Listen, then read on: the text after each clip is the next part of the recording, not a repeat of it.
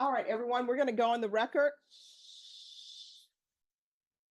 Court is calling 2024 CR 6568, State of Texas versus Isidore Aridia. Can I have parties announced for the record for the state? Your hand, Your Honor. Defense. Suzanne Kramer for Mr. Heredia. And are you Mr. Aridia? Yes, Your Honor. All right. We're here for sentencing. Have both parties had a chance to review the PSI report, state? Yes, Your Honor. Defense? Yes, Judge. And the TAP evaluation, state? Yes, Your Honor. Defense? Yes. Any objections to either state? No, Your Honor. Defense? No. All right. You applied for deferred adjudication. You entered a plea of no contest on September 17th. According to your plea bargaining agreement, punishment is to be assessed at a cap of 15 years in the prison. There's an affirmative finding of deadly weapon, and the state is opposed to your application. Are there any witnesses from either side? State? No, state. Defense? No, Judge.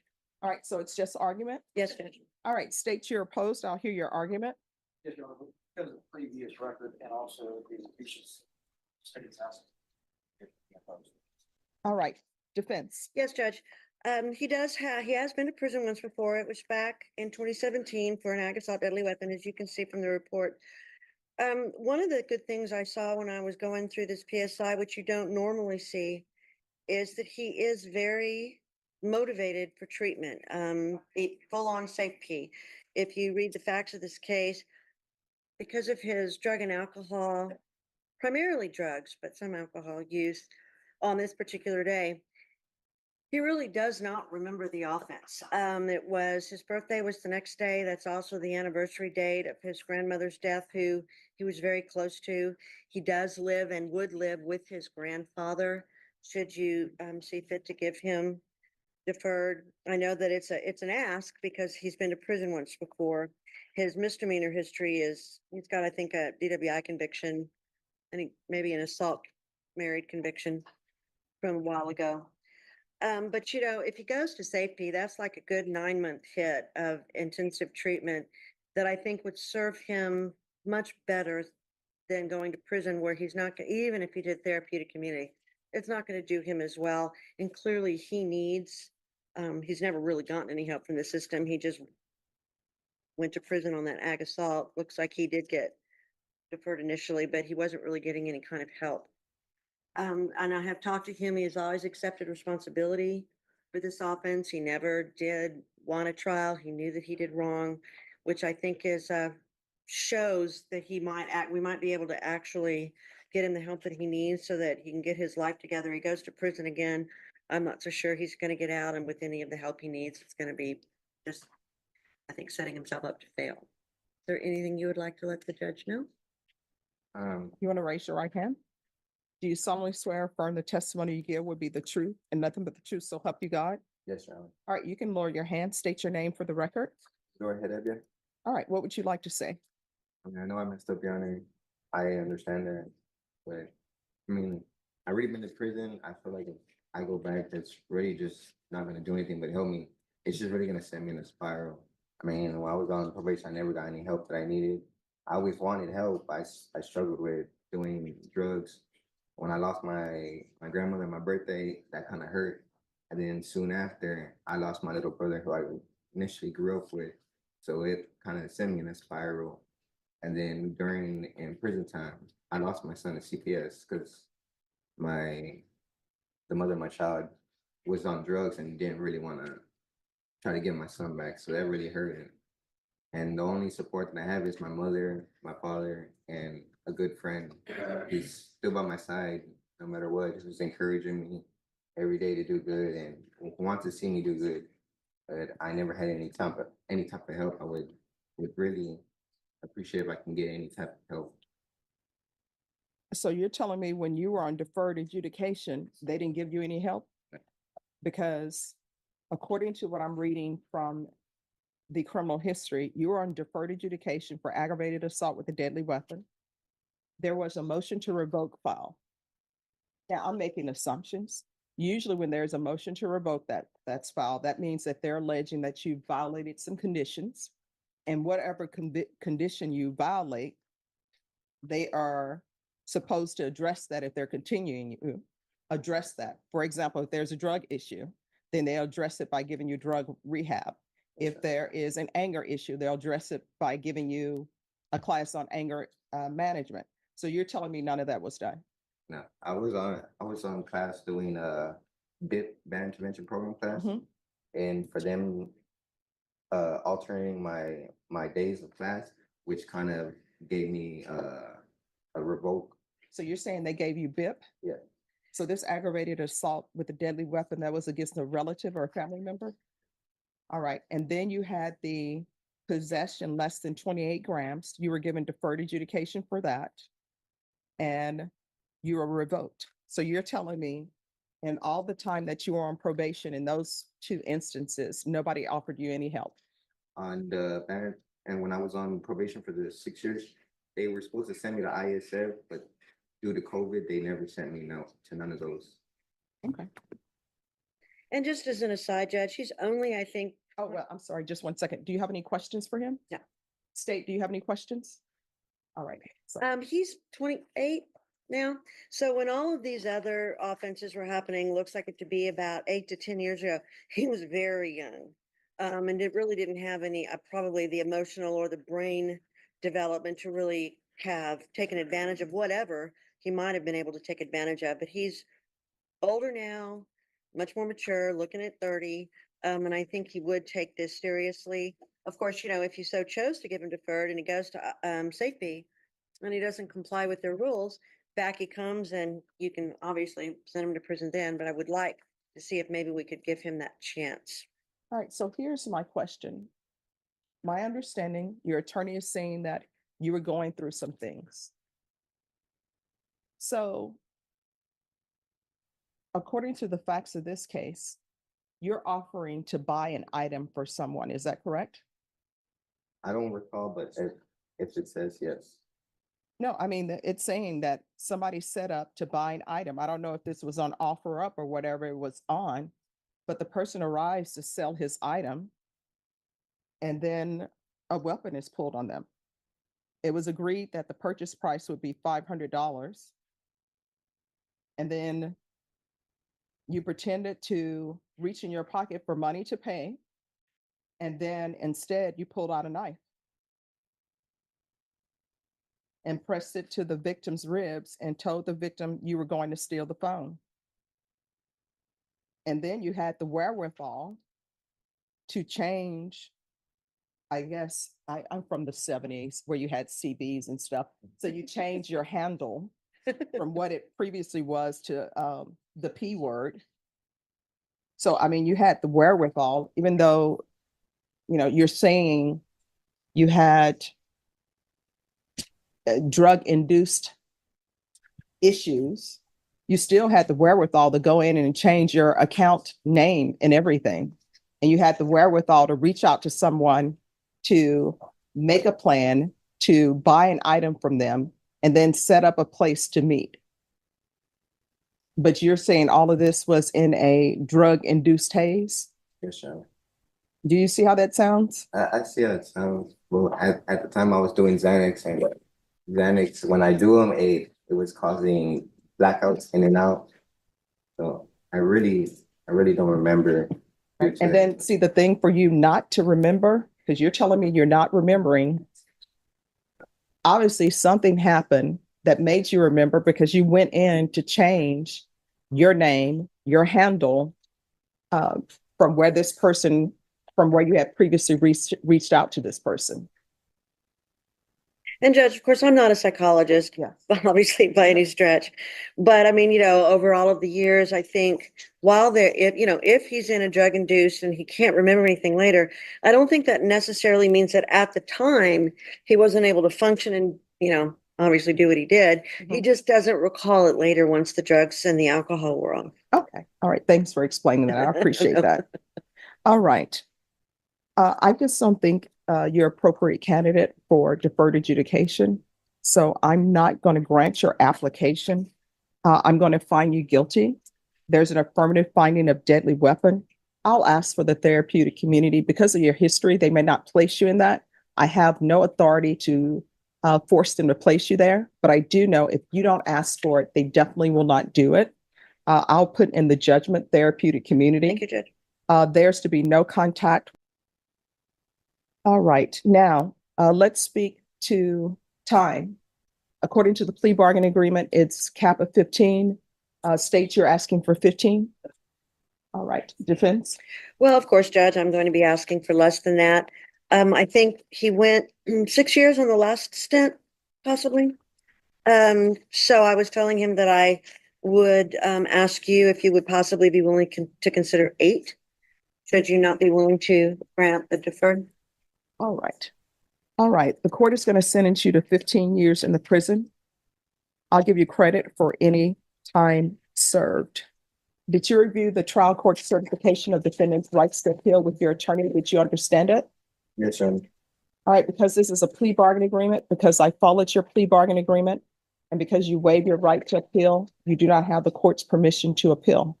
Because this is a felony conviction, you're not allowed to own or possess any weapons or ammunition. If you have a question over what a weapon or ammunition is, you'll need to speak to an attorney. Do you understand? Yes, sir. All right, we can go off the record. This is what I want you to understand.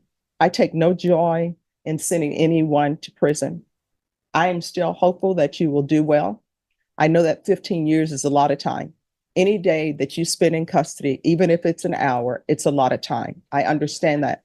But you're going to have to change your ways, because otherwise what's going to end up happening is you're going to find yourself spending the rest of your life at the prison. And when you look at your history, if you pick up a new case, people are going to see that history, and your minimum is 25 years. And the law is the law. However, if you end up going to prison for 30 years, when it comes time for you to go to parole, they're going to look at your criminal history, and they may be inclined to let you sit there for the full 30 years. You understand? Yes, sir. All right, so there's still a chance for you to improve yourself, to get your life together. So while you're at the prison, there are plenty of programs that are there for you. Read, get an education. They will give you an education for free. If you don't have your GED, get your GED. Work on improving yourself and do not become institutionalized. Do you understand? Yes, sir. All right, good luck to you, okay? Thank you, Judge. Maybe be excused. Yes. Oh, All right, so can we just put these out maybe 2-3 weeks so that hey everybody, welcome to American Court. I don't know what happened there. It's trying to get me to hurry up and go to court addict with ATX Alley. So I guess it's a good segue to mention it. Tonight at 9 o'clock, we're going to do court addict with ATX Alley. We think we got the sound issues figured out, and so we're looking forward to that. We got some interesting ones from you, a couple of Judge Fleischer, and we got a crazy woman at Walmart. So always fun in that. Give Linus a little view of what she's coming into. That last one with Judge Boyd was a good start. We got Judge Hayward, Judge Fleischer, and Judge Simpson tonight. So ATX is trying to distract me by giving me the link for tonight. I'm going to go ahead and pin it, so make sure to go check it out. Also, Linus is packing her bags and getting ready to head to Houston.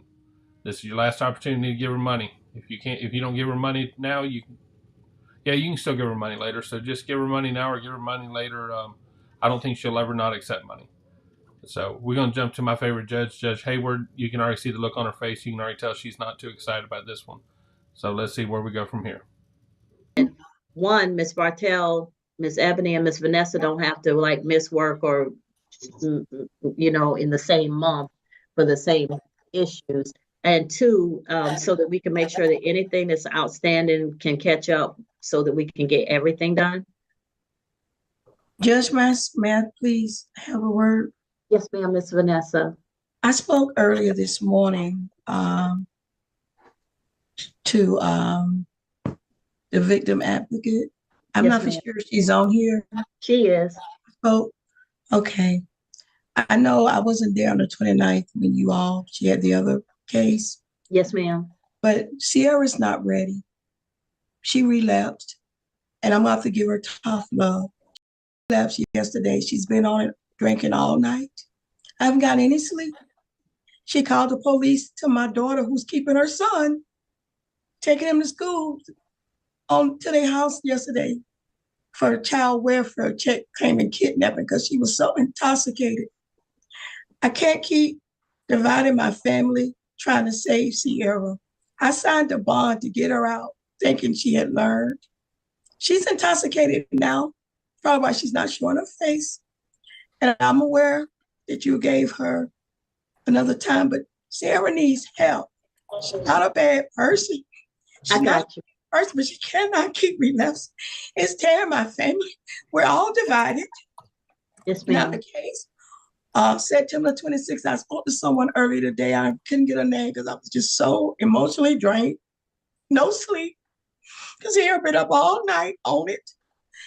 And I'm so upset and disappointed because I signed the bond thinking she was ready. She's not ready. She's not a bad person. But I want on the streets homeless, but Sierra needs some mental help and some alcohol treatment help. I didn't even know, I'm realizing now. I found vodka bottles in the head and all that. She don't have a vehicle. I'm finding out DoorDash is sending her alcohol. Ebony, no, I'm not lying. Ebony, you know I'm not lying. And went to the point where it took me over the edge. And it was so ironic that I had to be here today. Is that she called the police to my daughter's Brandy and her husband's house. Brandy takes care of my grandson with her son. They're about a year apart. She made sure he's fed, he's bathed, he's clean, he go to school every day. He's happy. My grandson, I hate to say it, he's 6 years old. Yes, He ma'am. told me, Mama is angry. Mama's been drinking. He don't want to be around Sierra. Sierra got mad yesterday because she was screaming and hollering and drunk. Take me to see my son. I didn't want him to see her intoxicated. It smelled like alcohol. She called the police to Brandy's house. Sent the police there for a welfare check like my daughter did something to her son, who don't even want to be around her right now. So now I'm saying it, and it's tough love. Sierra is not ready. I regret even signing a bond a couple of days to get her out. Sierra needs help. She's not a bad person, but I'm afraid she's gonna drink herself to death. You see all her charges, y'all see them. She's gonna run up, not on family this time. Some stranger out there could really hurt her. Because I don't think Sierra realized what she's doing when she's drinking. And I'm telling y'all, I'm pleading, she needs help. And it's tearing my family apart, and more importantly, my grandson. My grandson don't even want to be around her. And that's the truth. And what she did yesterday to call the police to the house, with a one place where this boy's been well taken care of, going to school every day, not missing school. He's happy. What she did was so low that I haven't even got any sleep. And I called this morning. I don't know who I spoke to, but I told him I wanted to speak to you. So I remember last time I was in court with you all and tell you Sierra's not ready. I'm sorry, she's not ready. And I'm pleading for help. She's not ready. And Ebony, no, I ain't lying.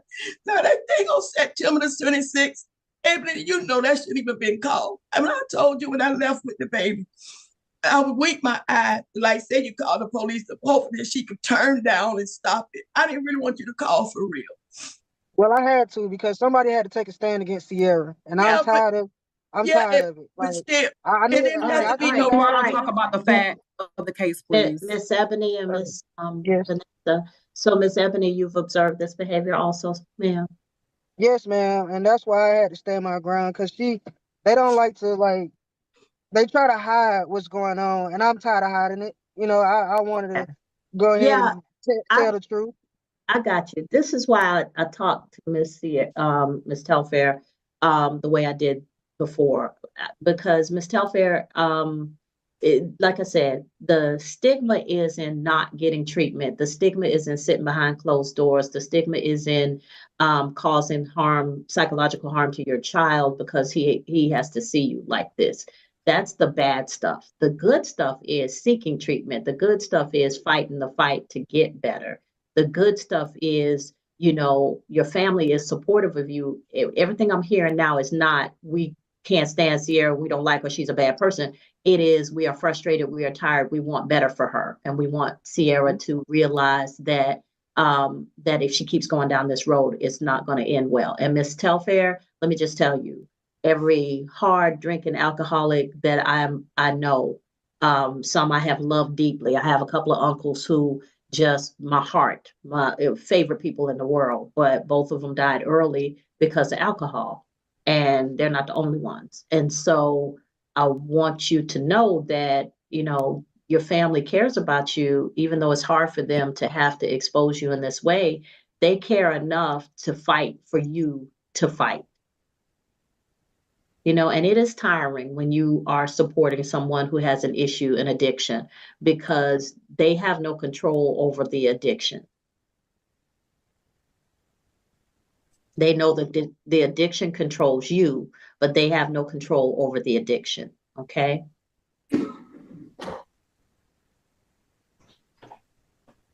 So we're going to move this calendar because I'm not even sure you are in the frame of mind where you are competent to agree to anything that your attorney would suggest at this time. She's not. Okay. I don't think she'll even come on camera right now because she really not. She really. I see her. I'm looking at her. Oh, she is. She's on camera. So Miss, is she in the home with you, Miss Vanessa? Yes, unfortunately, yes. Yeah. All right. So Miss Telfair, remember that part of your sentence too was not to have any violent or harassing contact with family members. And it seems like that may already have been violated from Tuesday to today. Are you hearing me, Miss Telfair?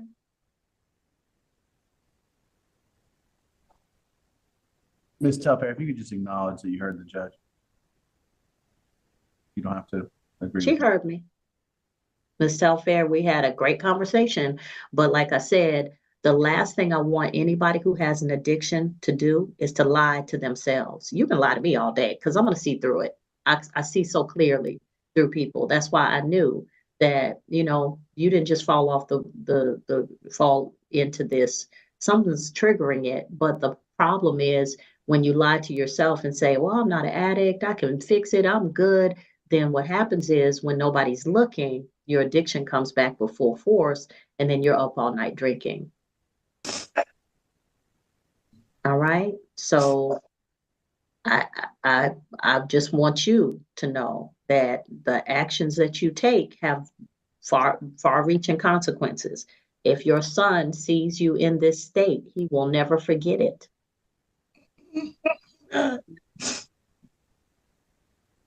That might be something that y'all can repair later, but you're going to have to do the work to do that. Otherwise, what you got is a kid who's going to remember his mom at her worst, when what he needs to see is her at her best. All right, so we're going to go ahead and move forward with catching up with that other piece that's out there. We're going to look for any other cases that might be hanging out there. Please be mindful that you calling the police is, unless there's some serious danger to you or someone, you know, near you, that's probably not the best thing for you. Because the police are probably going to arrest you as opposed to arresting somebody else. Are we clear? It already happened before. She called the police on herself before. Yeah, sure did. So Ms. Telfair, I'm going to need you to, you can exit the hearing at this time. Your probation officers will be given information regarding what happened today. And then we'll move forward from that point. Thank you. Thank you, Ms. Vanessa, Ms. Ebony. I'm going to try and push out whatever hearing we have next far enough out to where you aren't like missing work or whatever you have to do to be here. Okay. Thank you. All right. Thank you, ma'am. And we're going to do the best we can to help Ms. Telfair. I don't believe she's a bad person. I just believe she's not. She that really is addiction, it has taken over. Right, right. Thank you. Thank you so much. So Gina asked the question, why is she ignoring the judge? Because that's why she's the defendant. And that's why a lot of these people do what they do. People are just stubborn, I guess. Happy birthday, Tokyo. Happy birthday. At first I had to look to make sure it wasn't a joke. I think Linus was telling me that her friend Mike's birthday is today as well, but I got to make sure, I got to do some research on that last name before I'm willing to admit to that.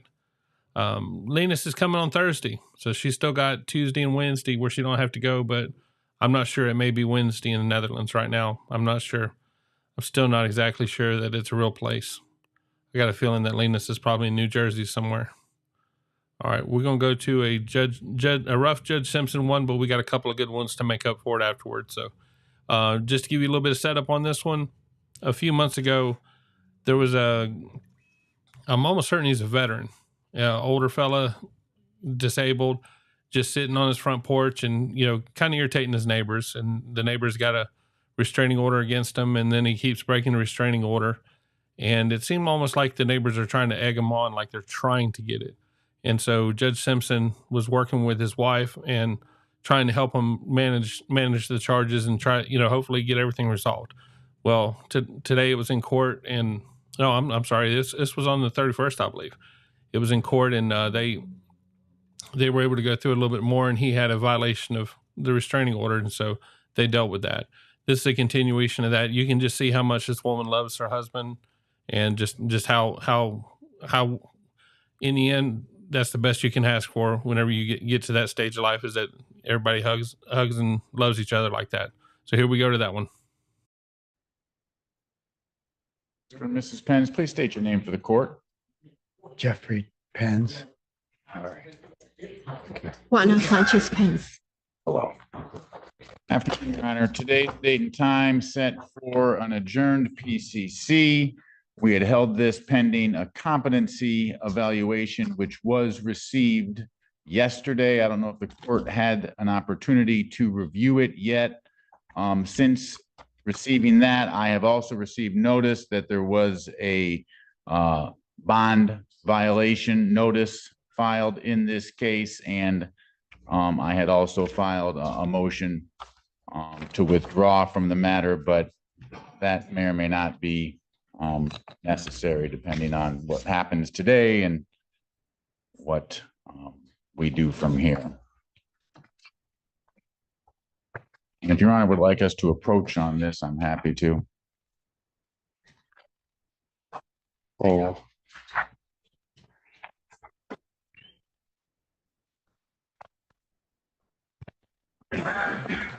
You read the competency? Not all of it, no.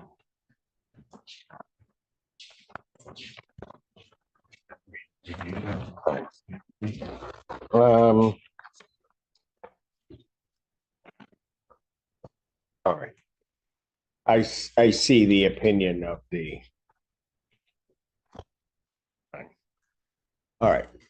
So which one of these did you want to try to take first?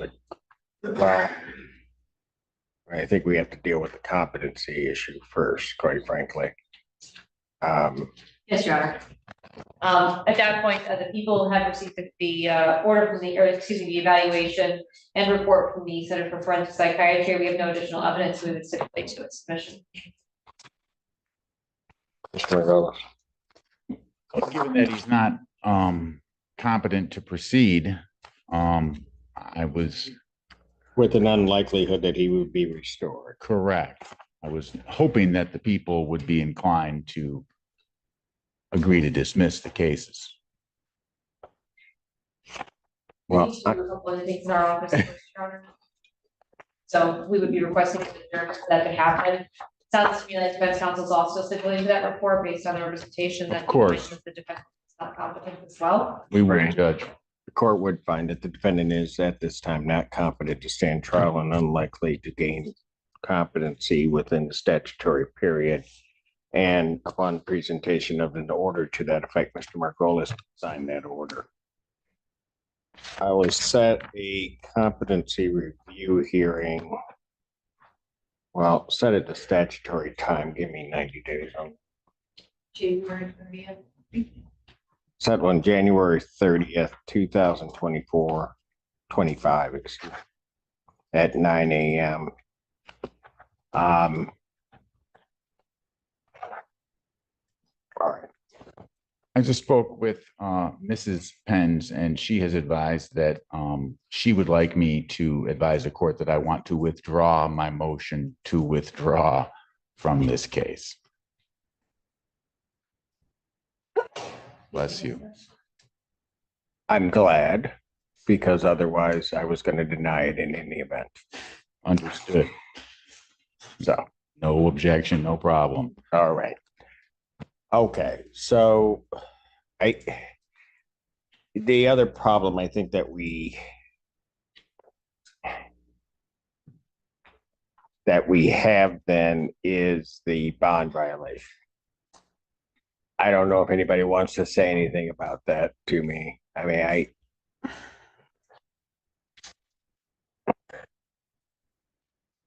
If the people, I defer to Ms. Lundy well, initially. here's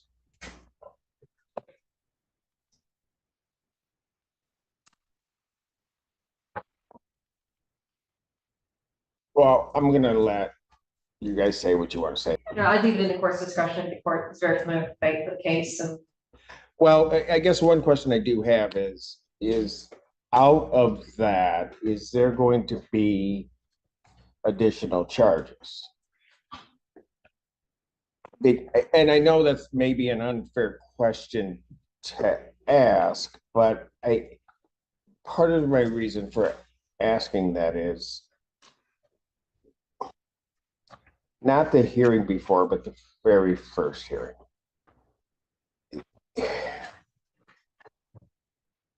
There were people trying to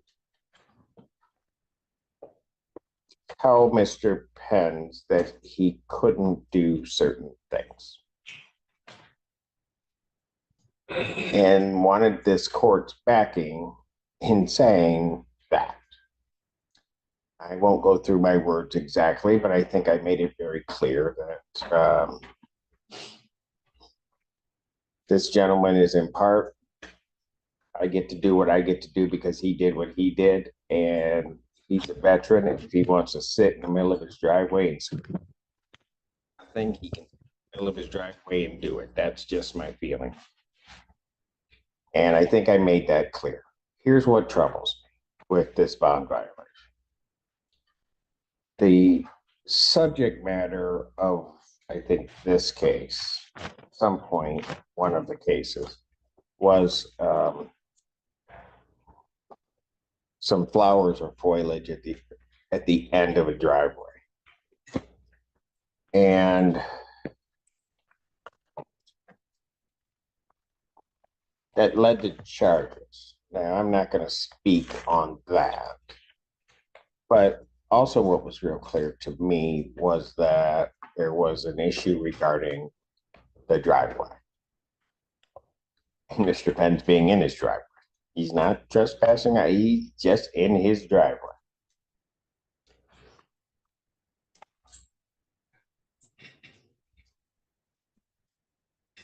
When I look at the report,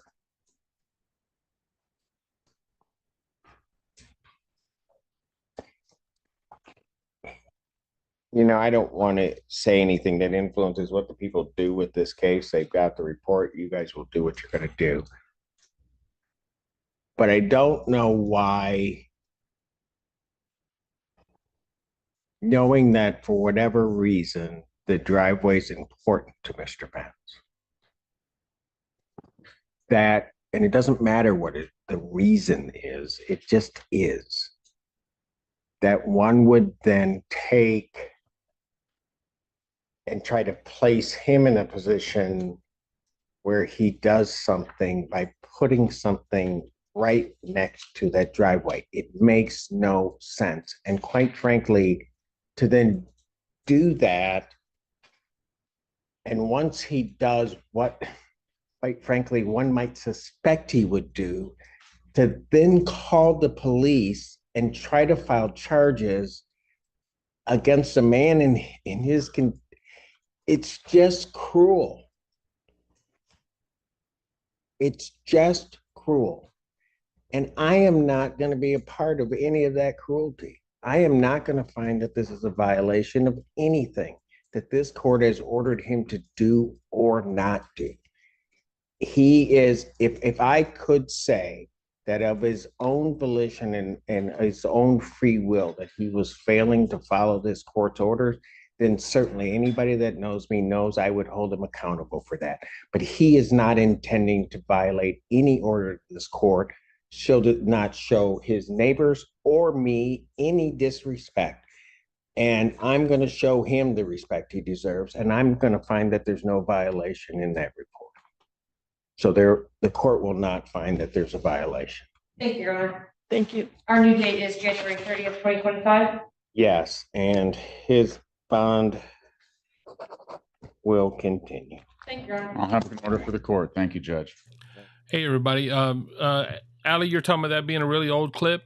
No, the last clip he had to go get a competency exam, and this is coming back after the competency exam, and they got him for another violation, and so this is the kind of the follow up on it. So this is all the same.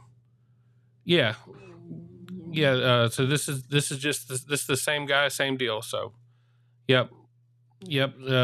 Jennifer, you're right. The neighbors keep filing it on him, and in the end, the neighbors are just being asses. You know, this guy's just a nice old guy, and you know, in the end, he's a veteran. He's older. You know, everything's working towards this system, and so they just need to shut up. They just need to shut up and let him go. I'm saying they just need to let him figure it out. We're going to jump over to another one where it's a little more exciting on that one. That one was kind of sad to me, but this one's going to work out. This one's going to work out a little bit better. Someone runs their mouth, and you know, Judge Simpson does what he does. So let's go to that one. Honorable Carter, David Burgess, on behalf of Mr. Carter. Kamala Carter, thank you. Teresa Clare on behalf of probation. Your Honor, Mr. Carter is before the court for an adjourned violation of probation. Carter, when he was last before the court, did have a pending felony case. The court did arraign him on that bench warrant. He was set for court. That case that is pending is now set for appeal on November 5th. Mr. Carter now has another new pending case, a domestic violence second offense, and it interfered with communications with an alleged date of offense of October 20th, 2024. He is on bench warrant status in that case. Given that there has been continued alleged assaultive behavior with the added victim in this case, because the court did add a no contact with that victim, it does make it a violation of this case. Probation's asking that the court, one, address the felony warrant on that 2-4-FB case. If the court does have it, that the court revoke probation and sentence Mr. Carter to jail 365 days, credit for 162 days served to serve the balance, that he complete the jail DV program, waive remaining terms, accepting his financial obligations, and discharge him from probation without improvement. Mr. Burgess. And Your Honor, I believe he's been arraigned. Well, obviously he's been arraigned. The PE is scheduled for tomorrow morning. I believe. On the one case, I have a new case, however. I was unaware there were new charges, Judge. But I don't know if this court's prepared to arraign my client. I am. Okay. And I don't know. You're going to stand in for the purposes of the arraignment. I'll be filing an appearance, Your Honor. I was unaware, but the charge, I would have filed one already. It's a charge of interfering with electronic communication device, the 2-year felony. And then also domestic violence, second offense, the 1-year misdemeanor. Yes, Your Honor, as it relates to both those charges, waive any further reading of the warrant, stand mute to both those charges. Defendant having waived formal reading, standing mute, court will enter a not guilty plea. I'll set a probable cause conference in that case for, I need a DV bond form, please. For November 14th, 2024 at 9 a.m. or as your invite indicates. As to bond in that case, you want to say? Yes, Your Honor. Obviously, Mr. Carter's here on his own voluntarily this morning or this afternoon. And obviously the court knows his history of appearance in front of this court. Your Honor, he just got a new job. He was, unfortunately, he lost his other job due to this incident, but he just got a new job that he'll probably lose if he's in custody.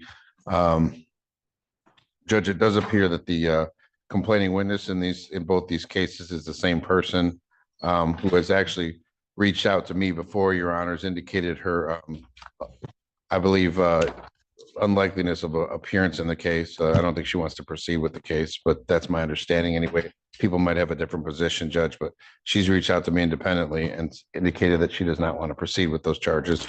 But be that as may, Your Honor, I don't believe my client's a flight risk, and he's on what's it? He's still on a tether, Your Honor. He did post a significant bond in the last case. Understand these are new serious charges, Judge, but I'm asking the court to consider a nominal 10% bond, if not a personal bond in this case. Anything from the people? Your Honor, I have some advantage because I do have the police report for the newest case. Mr. Burgess does not, but I will indicate to the court a few things. First of all, this court arraigned defendant on not his newest felony that he was just arraigned on, but the one that's set for preliminary examination tomorrow on October 7th. At that time, the defendant was ordered not to have contact with the victim, Jennifer Matlock. The new date of offense for the newest case that we're here for today that the defendant is alleged to have committed is October the 20th. So later, and I will tell the court after review of the police report, the person representing themselves to be the defendant, they have contact with the police officer and admitted to having contact with the victim. Denied the assaultive behavior, but did admit to having contact with her. Now, because the defendant, because the police officer was speaking with the defendant face to face, I cannot say with absolute certainty that it was the defendant. However, the police officer did a very good job in their report of detailing how he came into contact with that person, that this person called him back or presented themselves to be the defendant, and said that he would turn himself in for the bond violation. I don't have a record that actually happened. So Your Honor, in any case, this is somebody that was on the score for probation, on bond for a felony, and now has picked up another new felony. So I am asking the court to follow probation's recommendation about the probation and sentence the defendant to serve balance at this time. And in bond in this case, we're asking for $100,000 for the new felony.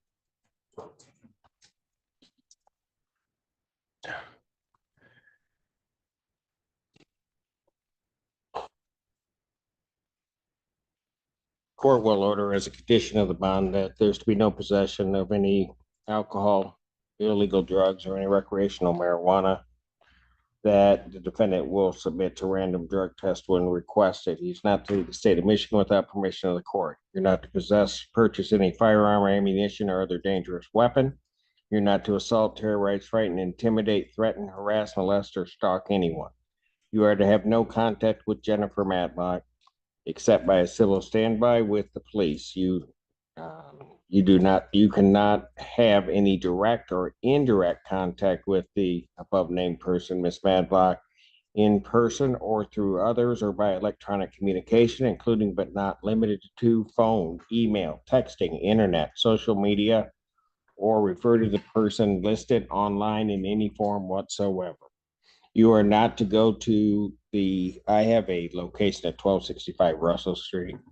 I'll check that, Your Honor, while you continue and double check that that's correct. You are not to go to that location except with civil standby with the police. If this is your home address, you must find another place to live and notify the court of your new address within 24 hours of any release from incarceration. You are not to violate any criminal law. You're to personally appear at all court hearings and other places as directed by the court. Do you understand all of those conditions? Yes, sir. And Your Honor, that address is the location where the incident took place. Did we also ask the defendant be prohibited from going to a Glencoe Hills address? I can give the court whenever it's ready. Yes, go ahead. 2255. Well, actually, we just request the Glencoe Hills apartment complex in general, specifically 2252 Glencoe Hills Drive in Ypsilanti. 2252.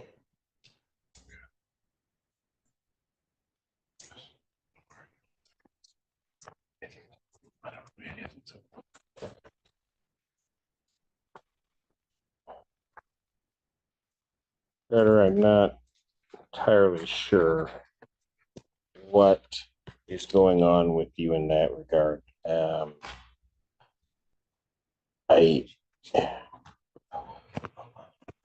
litigated.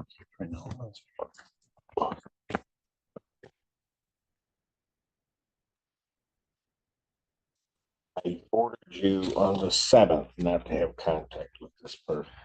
And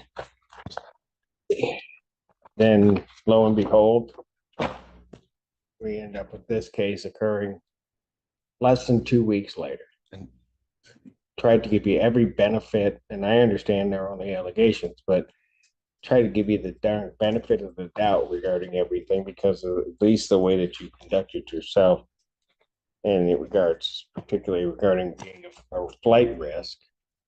But you just can't seem to follow the rules. Your Honor, I'm sorry. I don't mean to interrupt. Go ahead. I'm sorry, Judge.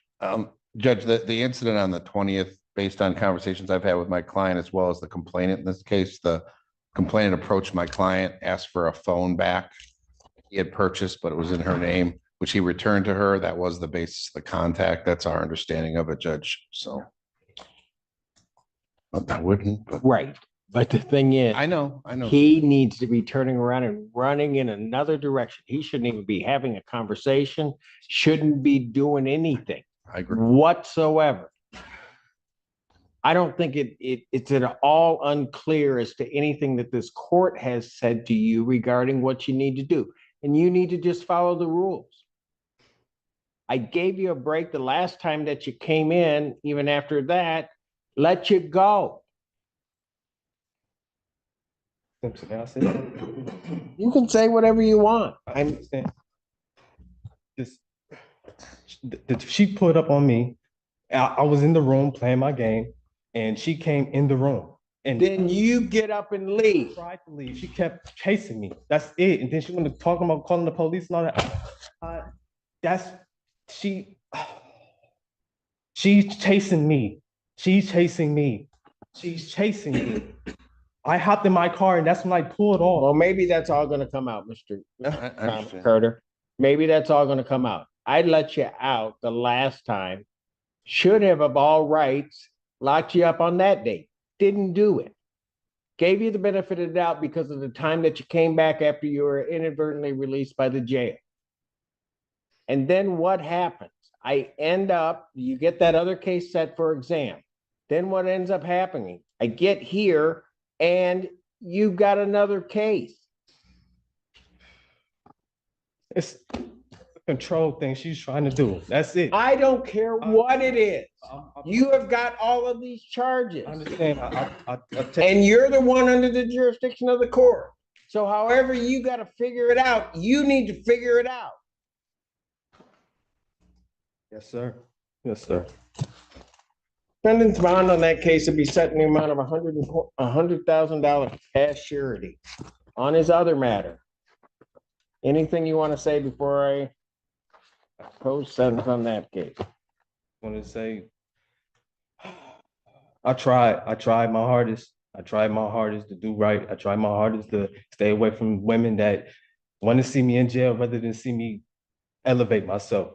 So, I mean, I understand. You understand it. When I get out this situation this time, I'm be by myself.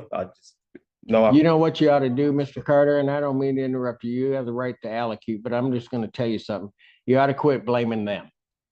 You just need to just stop blaming them and thinking that they're the ones that stop you from going anywhere. Because, young man, that is not the case. Yes, sir. You are smart enough. You can do whatever you want to do. You can stay away from whoever you want to stay away from. The problem is, quite frankly, you're just being stupid. You're just playing games. And this is what happens. You end up in jail on a $100,000 cash bond, and you're about to go now. I understand. I'll take full responsibility. I appreciate it. Anything else you want to tell the court? Oh, sir. And Judge, I don't know if it would have any impact on the court one way or the other, but I don't know if the court wants to wait to see the disposition of those cases or if you're just going to follow the recommendation. I'm not gonna wait. If there becomes a certain disposition regarding those cases, certainly I'll take that into consideration of modifying his sentence on the case, but I'm not gonna do that at this point in time. I keep giving him breaks, keep doing everything, and he keeps just coming back to this court, disappointing this court and ending up with more charges, just time and time and time again. And so in that respect, I'm done. I'm gonna revoke the defendant's probation. He is to complete the in-jail on farm program while he's incarcerated. I'm going to waive all remaining terms except the financial obligations on this case, discharge the defendant from probation without improvement. I will sentence the defendant to 365 days in jail, credit 162 days served. Defendant is to serve the balance. Your Honor, the court ordered the Don Farm program. Probation also requested the DV program. I think they just requested DV. Court want the defendant to perform both or just one or the other. I should have said in jail DV program. Thank you. Is what I meant to say. Thank you. Thank you. Defendant's remanded.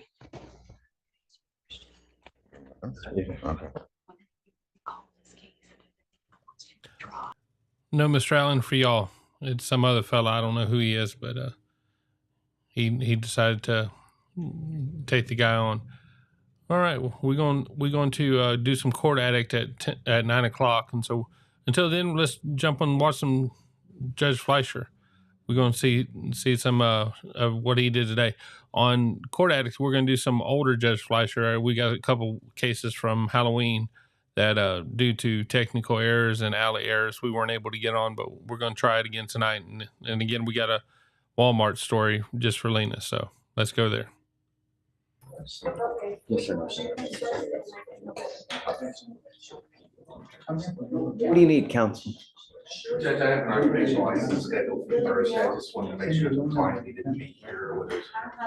I don't think so. You know, I just don't think so. Yeah, if you got all your documents in the row. Ramona, do we need the defendant here for an occupational? Yes, Judge. Okay, sorry, I'm wrong. Yes. Oops. Hey, Zoe, you want some candy? Oh, you got some? If you run out, let me know. I'll get a lot more for you. Hey, I'm going to jump in there with Nancy. You said if I get timed out, I'm out on YouTube for good. That's a hard decision that you're talking about making there. Just be careful with stuff like that because YouTube does stupid things, and why would you want to get yourself messed up? Why would you want to cause yourself to lose out on that opportunity for entertainment and education? If you get timed out on something, just let it go. You truly don't know that it was you that did something that got timed out. But if you take it personal, that's, you're the only one that faces the consequence of that. You're the only one that gets the penalty for that. I know you get your feelings hurt. A lot of people do. But like Casey Carey today, she couldn't even communicate in there. She had to change her name in order to communicate, and no one did that to her. Mimi Praise was blocked by the judge, and he's never blocked anybody. And so understand that YouTube sometimes acts like YouTube, and when YouTube acts like YouTube, you've got to understand that YouTube is YouTube. And so watch the shows, enjoy the shows, interact with the shows. We love having you here. We always want to have you here. But also understand that YouTube is YouTube, and you've got to decide what you want to put up with. I know I damn sure deal with YouTube on a daily basis and decide what I'm willing to put up with. But don't just go and disappear on everybody just because you got your feelings hurt on YouTube, because YouTube's a machine and they don't care about you. All right, we're going to get back to Judge Fleischer. Yes. Okay, Max, who do you have here? Raquel Rodriguez. Rodriguez.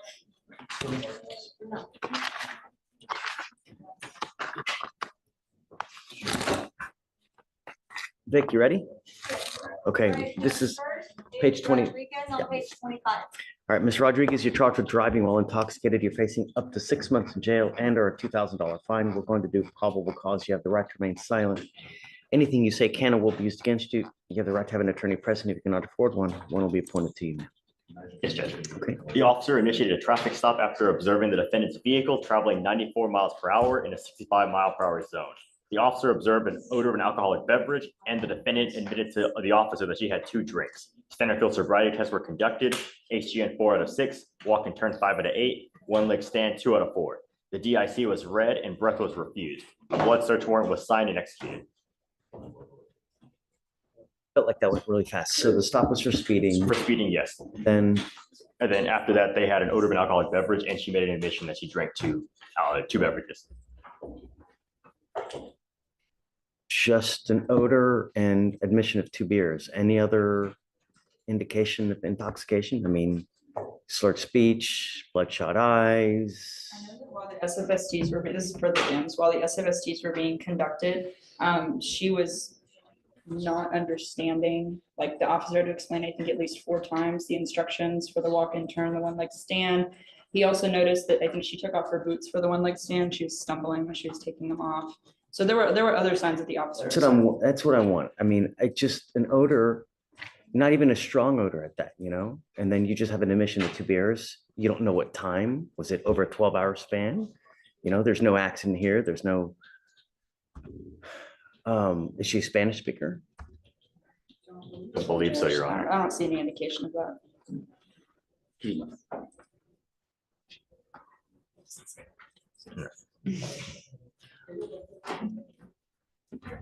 And if I may, I've been doing DWIs for 10 years and I don't understand the instructions most of the time.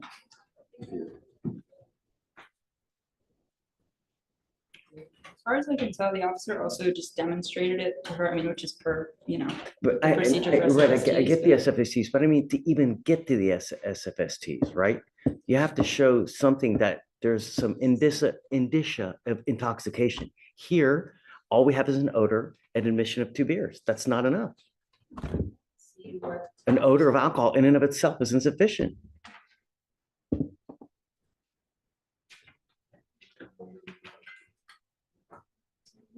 But yeah, it seems that this stop occurred at 2 a.m. and she made a statement that she stopped drinking at 12 a.m. So we have a 2-hour period between when she's finished drinking and then alcohol dissipates every 1 hour. An alcoholic drink dissipates from your system. She still had the odor in addition to that statement. All right, I'm going to find no probable cause.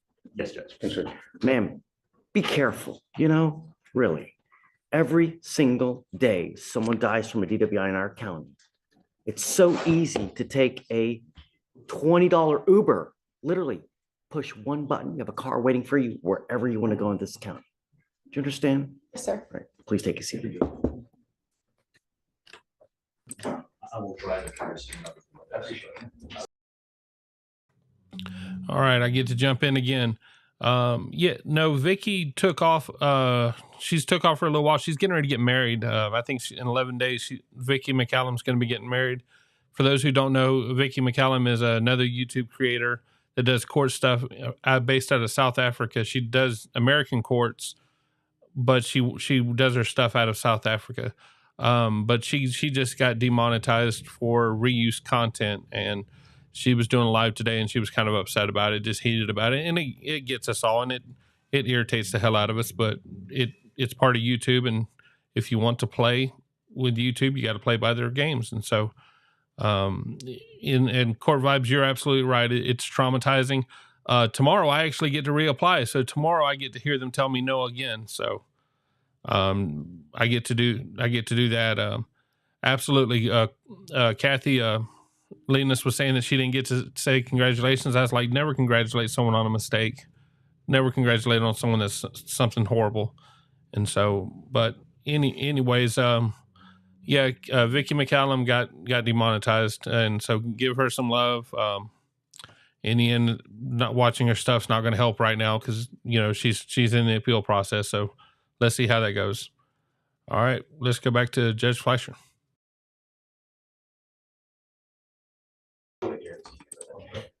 You are Noah Montgomery. Mr. Montgomery, you're charged with criminal mischief. You're facing up to a year in jail and or a $4,000 fine. We're going to do probable cause. You have the right to remain silent. Anything you say can or will be used against you. You have the right to have an attorney present. If you cannot afford one will be appointed to you, sir. Yes, Judge. Okay. On October 27, 2024, the officer dispatched to a residence in reference to a criminal mischief in Harris County, Texas. After the initial investigation, the officer had found the defendant had left the residence, walked several streets over, and vandalized the complainant's motor vehicle. The defendant damaged the driver's side mirror by using hands to pull on and break the mirror in several places. The defendant used a knife to strike the windshield in a stabbing motion, causing damage. The damage was approximately $1,000. The complainant's daughter showed the officer a text where the defendant admitted he damaged the motor vehicle and planned on damaging the motor vehicle again in the future. The defendant was found at his residence and a bent kitchen knife was located next to him on the ground. Okay. Mr. Montgomery, I'm going to find that there's probable cause to go forward with your case. So what was the relationship, Alex? Relationship, they are neighbors, Your Honor. Just neighbors? Yes, Your Honor. Do we have any kind of allegation of alcohol or any kind of dope usage? No, Your Honor. Never? Okay. No allegation. Mr. Montgomery, like I said, I'm going to find probable cause to go forward with the case. I'm ordering you as a condition of your bond not to go within 200 feet of where this person lives or where this person works, not to be in possession of weapons and not to have any contact with them. Do you understand? If I find that you violate this condition, I will put you in jail in a moment's notice. I will do everything in my power to protect every person of Harris County. Do you understand? How old are you, sir? It's further into, Judge, I'm inquiring about the location of his residence, just to make sure it's not within the 200 feet. Is it more than that? Less. It's less than 200 Yeah, feet? she live a street over. If it's a street over, you're probably gonna be okay, I would think. How old are you? 17, Judge. What do you do in life? In school? Where do you go to school? Clear Lake. High school? I'm going to send you for a drug test right now. I want to know what, if anything, is in your system. If you have any kind of dope in your system, it stops today. Do you understand? Yes. If I find that you're smoking any kind of marijuana, using any kind of illegal drugs, I will put you in jail. Do you understand? It is now also a bond condition that you stay in school and that you also graduate. If I find that you're ducking out of school and you're not going, you'll be doing homeschooling with me in custody. You're going to graduate, you're going to get your high school diploma one way or the other. And if it's that you got to stay with me to get it done, I'll do it in a heartbeat. Do you understand? Okay. So counsel, I'm going to send him for a drug test. I want to know what, if anything, is in his system, and then we'll have him come back. And then, do you have anywhere else to go? Not clear this morning, Judge. So let's do this. Leave me your cell phone. I will text you. You can always zoom in, that we can just go. And then I just want to know what's in the system. Zoom, I'll text you, zoom back on, and we can finish it up. Yes, sir. All right. Thank you, Judge. Stephen, do you need a pen? Okay, thanks. Take a seat for me in the jury box, sir. So I am, and so don't worry about filing conditions. I'm gonna have it monitored so that he's not using. Ms. Herrera, you're charged with driving while intoxicated. You're facing up to 6 months in jail and or a $2,000 fine. We're going to do probable cause. You have the right to remain silent. Anything you say can and will be used against you. You have the right to have an attorney present. If you cannot afford one, one will be appointed to you, man. Yes, Judge. On October 28th, 2024, the officer was dispatched in reference to a possible intoxicated driver in Harris County, Texas. The officer observed the defendant's vehicle failed to maintain a single lane, veer from one marked lane to another, nearly striking another vehicle, and the defendant's vehicle to be unnecessarily braking and then accelerating. The officer also observed the defendant's vehicle failed to signal a lane change in the left turn and failed to stop at the designated stopping line. The traffic stop was initiated and the officer made contact with the defendant, the driver, and sole occupant of the vehicle. The officer observed a strong odor of an alcoholic beverage, and the defendant stated she was returning home from the bar and admitted to consuming 2 mixed beverages of whiskey and Red Bull. The defendant urinated on her person and standard field sobriety tests were administered. HGN 6 out of 6, walk and turn 5 out of 8, one leg stand 3 out of 4. The defendant was read the DIC and consented to breath. The results were 0.124 and 0.118. All right, Ms. Herrera, I'm going to find that there's probable cause to go forward with the case. Do you have a valid Texas driver license? You speak English, right? Yes, I do. You're not allowed to drive. I'm going to have you sign a document with me today promising me that you're not going to drive. I don't care what's going on in your life. I don't care how many kids you have. I don't care where you got to go, what you need to do. Okay. If you don't have a license and liability insurance, do not drive. Do you understand? I understand. I'm also ordering you not to consume alcohol or illegal drugs, and I will randomly test you. If I find that you're consuming alcohol or any kind of illegal drugs, likewise, you will go to jail. You will not get any more PR bonds, man.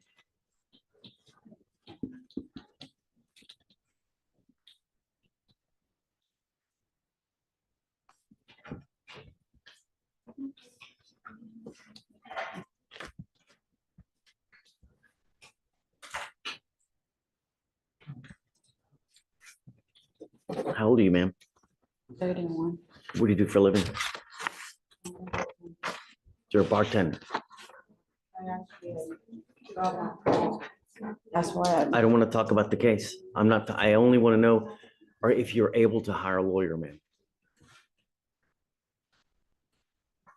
Okay, we'll give you time to hire a lawyer. So I'm gonna have you go to up here to sign our document that you're not gonna drive at all. We're gonna have you go to Victoria, sign a reset. You'll get with Felicia for your bond conditions. After that, you'll be free to go. There's a lot of timing requirements, so don't wait a month or two to get your attorney. It's only gonna end up hurting you. All right, ma'am?